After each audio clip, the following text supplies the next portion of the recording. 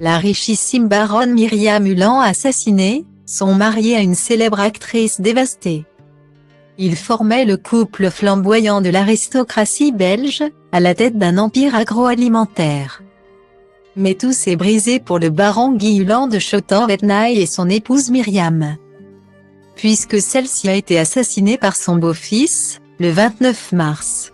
Gilles Lemaire, acteur et mari de Réem Corissi, et père de leur fils de 3 ans, est le fils de la baronne Myriam. Il est dévasté depuis que celle-ci a été assassinée. Son mari, le baron Guy Hulin de Schotten-Wettnay, 88 ans, est tout aussi affecté. La haute société belge vient de vivre un drame, que rapporte ce jeudi 6 avril Paris Match. C'est le 29 mars que Nicolas Hulin, 57 ans, le fils du baron, a ôté la vie à sa belle-mère. Après avoir appris qu'Ohain, la maison de son enfance, va être mise en vente. Pour lui, il n'y a pas de doute, c'est encore un sale coup de celle qu'il considère comme son épouvantable belle-mère. Il la voit comme celle qui tente de dilapider ce qui devrait être un jour son héritage à lui et à sa sœur Brigitte. Il lui reproche notamment d'avoir offert à ses propres enfants des biens appartenant au clan Hulin. Ainsi, Gilles Lemaire, le fils de Myriam, a hérité d'un duplex à Rome, quand le mari de Virginie, la fille de la baronne installée à Los Angeles, a pu faire de la chasse en Afrique du Sud.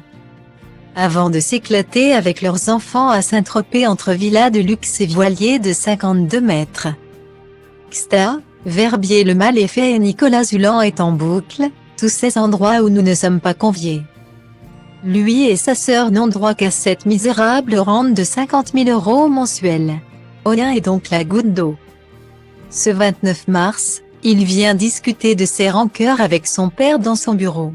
Puis, à la sortie, il embrasse sur le front la baronne Myriam née Le Chien. 20 ans qu'il ne m'a jamais embrassée. Partage-t-elle interloqué avec son mari.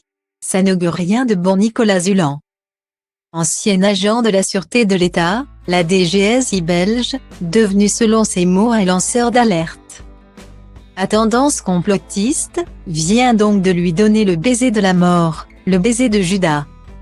Selon un intime du couple, sous le choc, le fils du baron quitte la propriété et attend alors la sortie de la Golf conduite par Myriam. Il la percute à l'aide de son véhicule puis il en sort pour tirer sur le pare-brise. Et 5 autres fois sur sa belle-mère, sous le regard de Guy Hulin, pétrifié, épouvanté et éclaboussé de sang. Le fils du baron se rend par la suite au poste de police de la Mazarine. Il est arrêté, puis un juge d'instruction le met en examen pour assassinat. Le lendemain, sa sœur Brigitte prend sa défense dans la presse. Dans quelques jours seulement, Nicolas Hulin devait partir en vacances en famille. S'il reste présumé innocent, juridiquement, il est aujourd'hui en prison, placé en détention provisoire en lieu et place de cette pause printanière.